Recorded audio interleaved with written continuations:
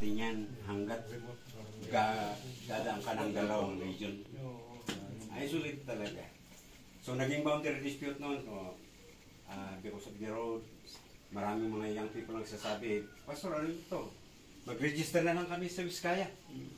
So kaya ngayon, ang resulta ngayon 60-40. 60 na ang Vizcaya, 40 na lang tayo sa Luzon. Tama. Kasi ang population ng Maliko na naka-register doon nasa 300 plus lang na butante. Sa San Nicolas. Oh. 300 plus lang. But before 1972, ang ratio dito is 80-20. 80% Pangasinan, 20% lang ang Vizcaya. But because of the isolation, sino ba naman ang... Kaya maraming yung people, Pastor, paano ito? Kukuha lang kami ng mayor's permit, o kaya ano na yan, police clearance, dadaan pa kami ng... Pwede rin maglakad dito.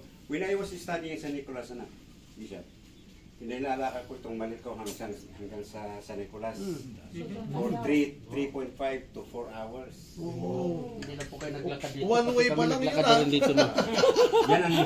Yan ang Papunta po rito. nilalakad ko yan talaga. Pero sa totoo lang po, laking pasalamat po ng San Nicolas. Nagkaroon po ng IP ang San Nicolas because of Pastor Bugtong.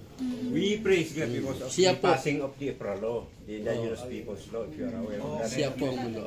That was during the time of the Ramoses, si Ramos, at saka yung atin niyang si Shani.